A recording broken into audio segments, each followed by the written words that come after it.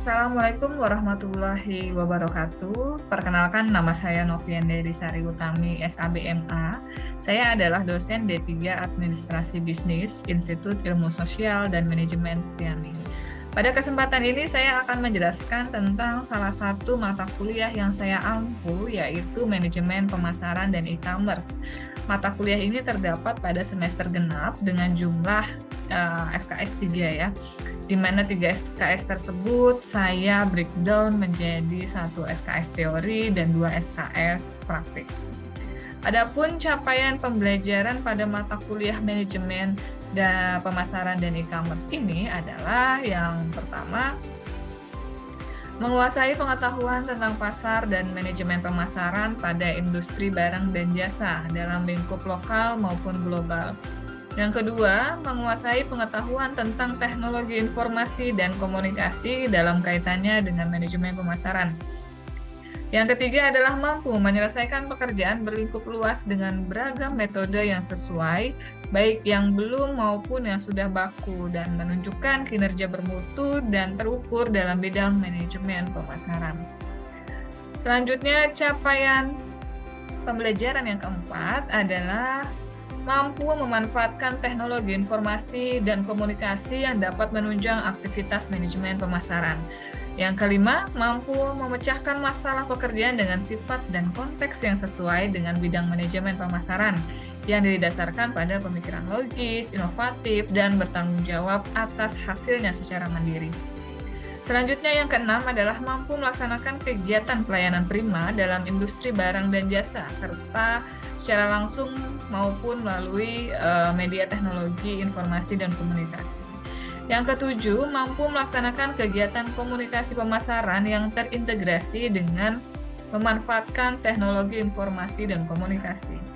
Selanjutnya, kedelapan adalah mampu melaksanakan riset pasar yang berguna untuk menunjang efektivitas, efisiensi manajemen pemasaran perusahaan, maupun untuk mengidentifikasi peluang bisnis sehingga dapat mengelola usaha dengan mandiri. Selanjutnya, capaian pembelajaran yang ke-9 adalah mampu melaksanakan presentasi dan negosiasi penjualan yang memiliki daya tarik bagi konsumen, dan mampu mengidentifikasi kendala, menginspeksi, serta memberikan umpan balik sehingga target penjualan bisa tercapai.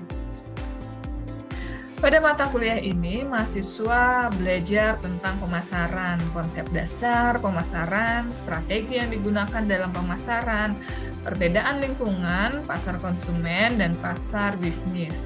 Lalu kita juga akan berdiskusi tentang STP, yaitu segmentasi, targeting, dan positioning. Selanjutnya ada bauran pemasaran sehingga mampu memahami konsep dasar pemasaran secara keseluruhan. Adapun bahan kajian yang saya gunakan dibagi menjadi 14. Yang pertama adalah pengertian dan konsep pemasaran, lalu ada kepuasan dan loyalitas pelanggan, yang ketiga ada pengertian dan konsep dasar e-commerce, yang keempat peluang pasar, yang kelima etika e-commerce, yang keenam identifikasi segmen dan target pasar, ketujuh membangun merek, kedelapan promotion, kesembilan peningkatan performansi di website, yang ke-10 identifikasi pesaing, 11 adalah komunikasi pemasaran, yang ke-12 pemasaran era modern melalui e-commerce, ke-13 tentang pemasaran global, dan bahan kajian yang ke-14 adalah marketing plan. Dalam proses pembelajaran di Institut Setiami sudah menggunakan metode hybrid, di mana perkuliahan dapat dilakukan secara daring maupun luring. Bisa melalui Zoom, Google Meet, Google Classroom, maupun WA Web. Untuk presensi kehadiran, mahasiswa dan dosen sudah menggunakan sistem yaitu Single Sign-On atau SSO, di mana dosen wajib mengunggah materi H-1 sebelum perkuliahan, dan mahasiswa mengunduh materi yang telah diupload oleh dosen. Sedangkan dalam metode pengumpulan tugas, baik untuk UTS juga dan UAS, Setiami juga telah menggunakan sistem single sign-on, di mana kita semuanya sudah paperless sehingga mengakomodir SSO tersebut untuk seluruh kegiatan belajar mengajar, termasuk pula dengan sistem penilaian sehingga mahasiswa dapat melihat nilainya secara transparan dan up to date melalui SSO. Adapun bobot penilaian, yang pertama adalah absensi 10%, lalu ada perilaku 10%, tugas 20%, UTS 25%, dan UAS 35%. Selanjutnya, metode pembelajaran yang saya lakukan adalah yang pertama dengan ceramah, yaitu menyampaikan materi dengan harapan mahasiswa mampu memahami materi secara luas, memberikan pemahaman tentang literasi yang harus dibaca. Yang kedua adalah metode diskusi. Dalam metode ini saya memberikan studi kasus di bidang pemasaran dan e-commerce. Tujuannya supaya mahasiswa dapat lebih pede dalam mengembangkan pola berpikir yang aktif dan kreatif. Lalu metode pembelajaran yang ketiga adalah dengan praktek. Ini memberikan aplikasi contoh di dunia e-commerce yang memiliki hubungan yang erat dengan seperti contohnya dengan membuka toko online maupun membuat membuat rintisan usaha. Dalam mata kuliah ini, saya juga berkolaborasi dengan praktisi di bidang pemasaran agar mahasiswa mendapat insight positif dari kacamata praktisi dan dapat pemaparan permasalahan yang konkret dalam dunia pemasaran. Untuk mempermudah penyampaian materi, saya selalu menyiapkan bahan ajar berupa slide, buku ajar yang sesuai dengan RPS. Berbagai inovasi strategi pembelajaran yang saya terapkan memiliki tujuan, yaitu agar dapat tercapainya peningkatan hasil belajar mahasiswa dan lulusannya untuk dapat sesuai kompetensi yang diharapkan. Berikut saya akan menampilkan proses belajar pada mata kuliah manajemen pemasaran dan e-commerce yang saya lakukan secara daring. Halo, bismillahirrahmanirrahim. Assalamualaikum warahmatullahi wabarakatuh. Selamat sore menjelang malam, adik-adik mahasiswa. Apa kabar? Sehat ya, mudah-mudahan semuanya dalam keadaan sehat, dalam keadaan baik dan bahagia. Amin, amin, ya rabbal alamin. Alhamdulillah, rasanya senang sekali saya bisa berjumpa kembali dengan teman-teman semuanya di mata kuliah manajemen pemasaran dan e-commerce ini di pertemuan ke-7 ya hari ini. Nah, hari ini kita akan mereview tugas yang saya berikan kemarin ya teman-teman. Jadi tugas BMC-nya nanti akan kita diskusikan lagi bareng-bareng dan akan direview oleh praktisi yang akan hadir di perkuliahan kita di sesi ini. Di kelas ini, di Zoom ini juga sudah ada praktisi kita ya, namanya adalah Bapak Johan ya. Pak Johan ini merupakan praktisi, dia CEO dari PT Starfin ya teman-teman. Dia akan mereview apa yang sudah kemarin kita bahas dan tugas yang saya berikan ke teman-teman untuk dipresentasikan pada kesempatan hari ini. Oke, jangan ini yang malu-malu nanti sama Pak Johan, jadi kita tetap harus berdiskusi santai dan kita ambil banyak positifnya dari Pak Johan. Pak Johan ini adalah praktisinya ya di bidang manajemen pemasaran dan e-commerce. Tapi sebelum itu mohon izin Pak Johan, saya akan menjelaskan sedikit materi tentang pertemuan kemarin. Saya review sebentar supaya teman-teman ingat lagi nih apa yang menjadi tugasnya pada pertemuan kemarin. Oke, saya izin mulai ya teman-teman. Jadi pertemuan ke-6 kemarin kita membahas tentang marketing strategi. Apa itu marketing strategi? Adalah cara di mana fungsi pemasaran mengatur kegiatannya untuk mencapai pertumbuhan yang menguntungkan dalam penjualan pada tingkat bauran pemasaran. Nah, ini bauran pemasaran adalah salah satu dari sekian banyak marketing strategi ya. Ini ada beberapa pendapat ahli yang saya cantumkan dari Kotler dan Armstrong, lalu ada Kurz dan Chip Tono. Nanti teman-teman bisa baca pada modul yang sudah saya upload di SSO ya tentang pendapat-pendapat ahli. Saya hanya mereview pertemuan kemarin saja. Oke, di sini ada marketing strategi yang harus kita pahami teman-teman. Kemarin kita sudah belajar tentang internal analisis dan eksternal analisis ya. Ada internal analisis itu ada dari STP, ada tentang marketing mix tadi, dari 7P ya, ini bauran pemasaran ada 7P, ada juga untuk yang perusahaan di bidang produk ada 4P. Nanti juga ada poin ketiga, internal analisis, yaitu adalah dengan metode Virio. Dan yang keempat adalah bisnis model canvas, di mana teman-teman kemarin saya minta untuk membuat BMC dari perusahaan-perusahaan yang sudah TBK ya. Karena kemarin juga kita sudah diskusikan gimana nih membuat BMC ini. Lalu di external analysis ada pestle analysis, ada Porter 5 Force, ada competitor analysis, sama customer analysis. Nah, ini adalah beberapa strategi marketing, baik itu melalui eksternal dan internal.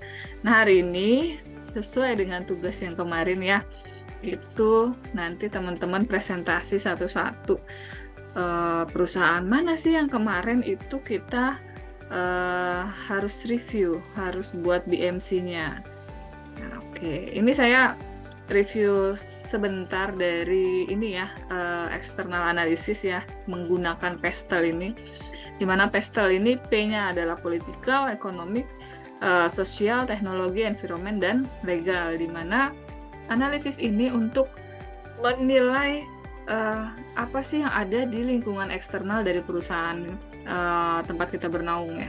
Yang pertama politiknya seperti apa, lalu ada ekonomi, pertumbuhannya, inflasinya, dan lain sebagainya. Lalu ada sosial, bagaimana populasinya gitu ya, gaya hidupnya di sana seperti apa. Lalu juga ada teknologi, ada inovasi teknologinya seperti apa di dalam lingkungan eksternal perusahaan. Nah, itu apakah teknologi yang ada di luar eksternal perusahaan ini bisa kita adopsi tidak di perusahaan kita. Lalu yang selanjutnya adalah environment. Nah, ini ada etniknya, ada climate change-nya, itu nanti kita analisis supaya strategi marketing kita yang kita lihat dari kacamata eksternal ini bisa mendukung strategi marketing perusahaan. Dan yang terakhir adalah legal, hukumnya gitu ya. Nah, bagaimana dengan hukumnya yang berada, pasti kan gini ya, di setiap perusahaan ya, perusahaan itu berdiri di suatu tempat atau suatu daerah. Nah, makanya dia seorang HRD itu harus melihat legal hukumnya perusahaan kita. Terus apa sih peraturan-peraturan pemerintah yang mungkin akan beririsan dengan perusahaan kita, entahlah pajaknya, entahlah peraturan tentang Depnakernya dan lain sebagainya ya. Oke, ini selanjutnya ini masih tentang lingkungan eksternal ya. Ada Porter 5 Force ya. Kemarin juga sudah saya jelaskan. Lalu ini ada competitor analysis dan customer analysis. Ini kemarin juga sudah saya jelaskan ya teman-teman. Oke, selanjutnya nih untuk internal analisis. Kemarin kita bahas tentang STP, di mana STP ini saat ini masih belum banyak nih teman-teman mahasiswa yang melakukan penelitian tentang STP. Kalau bauran pemasaran, marketing mix itu sudah banyak yang melakukan penelitian, tapi tentang STP ini belum banyak dilakukan. Nah, nanti mungkin di tugas akhirnya teman-teman kita bisa nih sama-sama bareng-bareng melakukan penelitian tentang STP di salah satu strategi marketing di perusahaan kita, misalnya gitu ya. Apa itu STP? STP ini adalah segmentation, targeting, dan positioning ya. STP ini adalah salah satu pendekatan atau model yang digunakan untuk mengembangkan pesan dan strategi pemasaran yang sesuai pada segmentasi target audiens tertentu. Ini masih seksi banget ya judulnya kalau kalian pada ngambil tentang STP ya. Segmentasi pasar ini adalah tahapan segmenting atau segmentation dengan membagi pelanggan menjadi sekelompok orang dengan karakteristik dan kebutuhan yang sama. Lalu targeting, siapa sih targetnya? Segmen mana yang akan menjadi target pemasaran gitu, itu juga harus ditentukan. Itu untuk melakukan langkah. Kamu nih harus mampu berpikir realistis ya. Kita juga harus mengevaluasi potensi dan daya tarik dari segi komersialnya seperti apa. Lalu positioning. Tahapan positioning ini teman-teman, ini diartikan menentukan bagaimana produk kita atau brand kita ini dipresentasikan dalam benaknya pelanggan ya. Kita tuh brand kita di benak pelanggan gimana sih, udah bagus apa belum, udah terkenal atau belum, atau gampang diingat apa enggak gitu ya. Tujuannya tentu supaya produk atau brand ini dilihat lebih unggul dari kompetitor yang lain. Pasti banyak ya kompetitor kita. Nah itu kita mencari keunggulan dari produk kita ini supaya kita punya positioning di mata kompetitor maupun para customer-nya kita, gitu ya.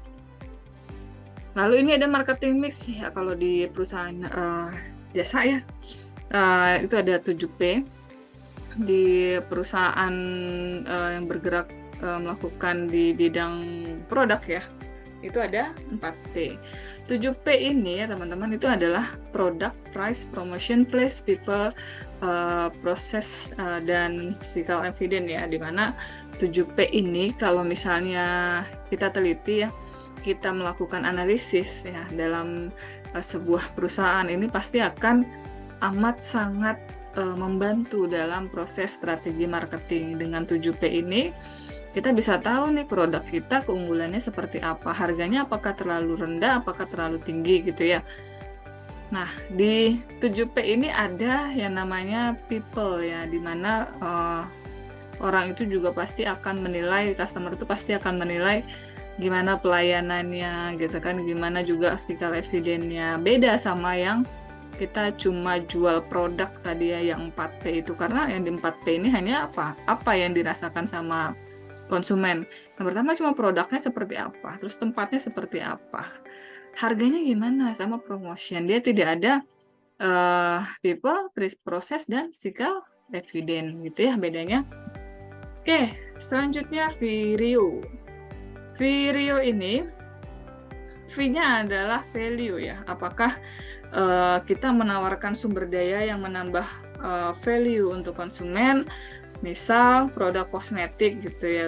Gue beli produk value-nya apa ya? Apakah menambah kepercayaan diri kita gitu kan ya, atau tidak? Lalu rare ini apakah kita mengatur sumber daya atau kemampuan yang jarang kita miliki? Lalu ini mid-table, mahalkah menduplikasi sumber daya atau kemampuan organisasi kita? Yang terakhir adalah organization. Sudahkah organisasi kita ini menyusun sistem, proses, struktur, dan budaya manajemen pada sumber daya dan kapabilitas organisasi gitu ya. Nah, yang terakhir ini adalah bisnis model Canvas atau BMC yang kemarin saya kasih contoh ya teman-teman, di mana analisis ini untuk kita menganalisis, kita pertama lihatnya dari tengahnya dulu ya. Kemarin dari value proposition seperti apa. Nah, value-nya itu seperti apa? Misalnya contohnya kemarin Gojek ya. Gojek ini apa value proposition-nya? Dia penyedia alat transportasi massal yang berkualitas dengan harga terjangkau, misal kayak gitu. Lalu kita bisa cek ke customer relationship, ke channelnya seperti apa, lalu customer segmentnya seperti apa, key activity-nya seperti apa, terus key resource-nya juga, sama partnernya siapa, partner-partner Gojek ini ya. Lalu juga ada biaya-biaya yang dikeluarkan sama Gojek itu buat apa saja, sama revenue stream. Nah, bisnis model Canvas ini kita bisa analisis secara internal ya. Jadi kalau misalnya teman-teman jadi kepala bagian atau direktur marketing, setidaknya teman-teman bisa mengaplikasikan BMC ini ya. Dengan kita mengaplikasikan atau kita melakukan analisis menggunakan BMC ini, kita tahu sih seberapa besar kekuatannya kita yang perusahaan kita punya ini. Oke, kemarin minggu lalu teman-teman sudah saya minta untuk melakukan melakukan analisis BMC ya terhadap perusahaan-perusahaan di Indonesia yang TBK. Nah, hari ini saya sudah mendatangkan praktisi kita, nanti kita bisa diskusi sama-sama dengan Pak Johan. Teman-teman silahkan untuk melakukan presentasi, nanti akan kita review sama-sama. Saya dan Pak Johan akan mereview apa yang sudah teman-teman tuliskan dalam bisnis model Canvas ini. Terima kasih atas presentasinya. Nah, sekarang tunjuk Laila satu orang, siapa? Kananda, Pak. Maaf ya, Kananda. Oke, silakan Anda. Oke, selamat sore menjelang malam Pak Johan dan Bu Novi. Izin menyampaikan mengenai bisnis model dari PT Unilever. Sebagaimana kita ketahui, kalau misalkan kita dari pagi sampai kita tidur lagi di malam hari ini, kita mungkin secara tidak sadar sudah menggunakan produk-produk dari Unilever ya. Kita mandi pakai Pepsodent, kemudian kita masak nanti cuciannya pakai Sunlight, atau nanti ketika kita mandi lagi di malamnya juga pakai Pepsodent lagi, kalau mau tidur juga pakai body lotion dari Vaseline. Itu artinya sebenarnya Unilever ini ada di kehidupan kita sehari-hari. Nah, hal itu membuat saya tertarik untuk membedah mengenai bisnis model dari Unilever. Yang pertama kita bahas dulu dari value proposition-nya. Value proposition dari Unilever ini, sebagaimana teman-teman ketahui juga, Unilever ini merupakan salah satu multinasional yang memiliki produk-produk yang sangat beragam untuk menjawab kebutuhan harian dari kita semua, dan harganya itu sangat terjangkau. Kemudian poin kedua yang ingin saya highlight adalah Unilever ini mudah ditemukan di mana saja. Kalau misalnya kita pergi di warung-warung kecil, kemudian di toko yang mungkin ukuran juga tidak seberapa, tapi ke tempat-tempat yang kayak retail gede seperti Hypermart, kemudian seperti Ranch Market pun, itu selalu ada produk-produk dari Unilever. Itu menandakan kalau memang produk Unilever ini sangat luas dipasarkan. Kemudian yang ketiga yaitu sehat dan mensejahterakan. Sebagaimana kita ketahui kalau produk Unilever ini sangat berfokus kepada adanya produk-produk yang istilahnya kayak bisa dibilang menggunakan bahan-bahan yang sehat, kemudian secara tidak langsung juga mengurangi dampak dari lingkungan, seperti itu. Kemudian yang keempat yaitu sustainable dan inovatif. Nah, kita bergerak ke key activities-nya. Key activities yang pertama itu tentu saja karena dia bergerak untuk memproduksi produk secara massal, yaitu memproduksi, memasarkan, hingga mendistribusikan ke pasar yang lebih luas. Kemudian sebagai salah satu bentuk inovasi juga, dia juga ada riset dan pengembangan di dalam perjalanan bisnisnya. Key partners-nya sendiri, mungkin yang pertama itu yang bisa saya adalah atau shareholder-nya sendiri. Kemudian yang kedua itu adalah supplier bahan baku, karena tadi bahan baku yang digunakan juga sangat beragam ya, mulai dari makanan, kemudian nanti ada produk-produk manufaktur yang juga sangat luas. Itu artinya memang mereka ini perlu supplier yang sangat beragam juga, seperti itu. Kemudian juga ada petani. Ini saya highlight karena memang salah satu produk unggulan dari Unilever yaitu bangau itu sangat bekerja sama dengan petani-petani di Indonesia. 2021 itu sudah ada sampai 10.000 petani yang sampai sekarang masih berlangsung memanfaatkan kerjasama dengan Unilever.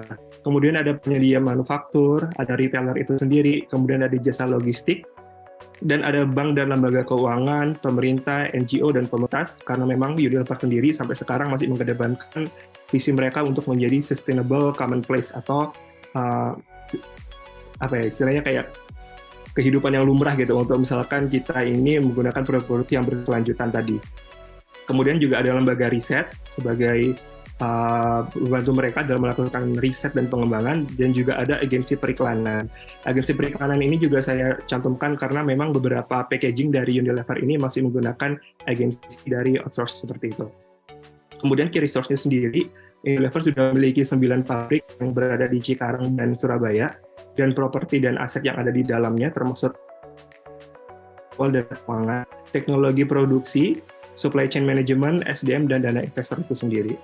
Kita bergerak ke customer relationship. Customer relationship di sini, Unilever ini menggunakan integrated marketing communication, artinya seluruh saluran komunikasi yang ada di Unilever dimanfaatkan untuk membangun kesatuan, visi, tujuan, dan pesan yang disampaikan Unilever kepada konsumennya. Kemudian juga ada campaign dan promotion, dan event dan sponsorship. Sebagaimana kita ketahui, kalau misalkan Unilever ini sering digunakan sebagai sponsor-sponsor dalam event-event besar. Kemudian channels-nya sendiri yang digunakan Unilever, yang pertama itu tentu saja retailer dan usaha lokal. seperti yang tadi saya sampaikan, Unilever ini istilahnya lini untuk pemasarannya sendiri sangat luas. Kemudian juga udah mulai ke e-commerce. E-commerce di sini seperti TikTok, kemudian juga ada Shopee, kemudian ada pasar modal sebagai channel yang mungkin sifatnya lebih formal, kemudian ada media massa dan TV, media sosial sendiri, kemudian website dan billboard yang juga masih ada sampai sekarang. Customer segment dari Unilever ini masyarakat luas segala usia. Di sini mungkin terlihat sangat luas karena memang produk-produk Unilever sendiri segala usia pun menggunakan, dan dari Sabang sampai Merauke pun saya yakin juga terdistribusi dengan baik. Kemudian juga ada retailer, ada mitra bisnis, pedagang, dan usaha lokal. Usaha lokal ini juga salah satu menjadi key partners dari Unilever. Jadi kan kalau misalnya kita ketahui, mungkin 90% di Indonesia ini memiliki UMKM itu. UMKM ini ketika memang bergerak di bidang makanan, utamanya tentu saja membutuhkan kayak semacam sabun cuci piring atau kecap yang selama ini memang banyak merek-mereknya berasal dari Unilever. Kemudian juga menyasar kepada keluarga, ibu rumah tangga, dan anak-anak, karena Unilever ini juga memiliki produk-produk ice cream.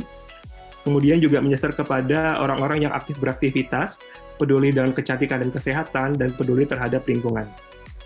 Cost structure dari PT Unilever yang pertama seperti biaya produksi, marketing, distribusinya, kemudian pemeliharaan dan perbaikan alat produksinya di pabrik, kemudian biaya operasional pabriknya sendiri dan kantornya, bagi hasil dari supplier dan retailernya, biaya riset dan pengembangan, ada jasa logistik dan tenaga kontrak, gaji pegawai dan upah buruhnya sendiri, kemudian pajak-pajak, kemudian hukum dan intelektual yang selama ini dijaga oleh Unilever. Untuk revenue stream sendiri, Unilever mungkin sangat mengutamakan penjualan produk dari produk-produknya, seperti personal care dari PT Unilever, seperti yang tadi saya sampaikan ada Axe, Rexona, itu menjadi salah satu penjualan yang selama ini mungkin menjadi yang sangat tinggi. Kemudian juga ada bagi hasil dengan retailer dan bagi hasil dengan mitra bisnisnya. Mungkin kurang lebih seperti itu yang bisa saya sampaikan. Terima kasih Pak Johan dan Bu Novi. Oke, terima kasih ya, panjang lebar ya penjelasannya. Oke, thank you.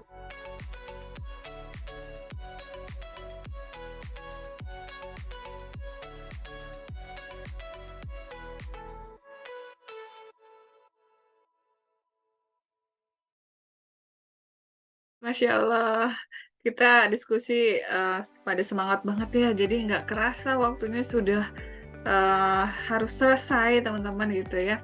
Jadi kita akhiri dulu untuk pertemuan pada pekan ini. Tadi sudah kita dengarkan sama-sama diskusi dan pembahasan dari Pak Johan. Mudah-mudahan masukan-masukan tadi yang disampaikan oleh Pak Johan bisa kita tindak lanjuti teman-teman. Jadi teman-teman sudah punya gambaran nih, oh ternyata saya tadi salahnya di sini gitu ya. Nah, besok bisa saya perbaiki di sini. Jadi jangan sampai apa yang tadi sudah dikasih arahan nih sama Pak Johan kita abaikan begitu saja. Teman-teman, saya ucapkan tadi ya terima kasih banyak atas pertemuannya hari ini. Terima kasih atas tugas juga yang sudah teman-teman presentasikan dengan baik. Dan jangan lupa tugas yang tadi sudah dipresentasikan dan juga sudah dapat review dari Pak Johan diperbaiki dan diupload di SSO. Dengan diupload di SSO nanti saya bisa untuk memberikan penilaian lebih lanjut sebagai tugas individunya teman-teman. Baik, sekali lagi juga saya sampaikan kepada Pak Johan untuk terima kasih ya sudah mereview tugasnya dari adik-adik mahasiswa ini, dan jangan kapok ya Pak ya, nanti kita di pertemuan selanjutnya masih akan ketemu lagi. Saya tetap minta kerjasamanya dari Pak Johan ya, kita berkolaborasi di mata kuliah ini supaya teori-teori yang saya sampaikan itu relevan dengan apa yang ada di dunia usaha maupun di dunia e-commerce yang saat ini lagi berkembang pesat di Indonesia. Oke, Pak Johan dan teman-teman semuanya, sekali lagi saya ucapkan terima kasih. Saya Novian dari Sari Utami. Saya tutup pertemuan hari ini ya. Sampai jumpa minggu depan. Sehat selalu teman-teman semuanya. Terima kasih sekali lagi. Wassalamualaikum warahmatullahi wabarakatuh. Demikian deskripsi singkat dari saya, semoga dapat memberikan gambaran mengenai proses pendidikan dan pengajaran yang saya lakukan pada Prodi D3 Administrasi Bisnis untuk mata kuliah Manajemen Pemasaran dan E-commerce. Atas perhatiannya, saya ucapkan terima kasih. Pesan dari saya, tetaplah menjadi orang baik dan bermanfaat. Saya Novian dari Sari Utami undur diri. Wassalamualaikum warahmatullahi wabarakatuh.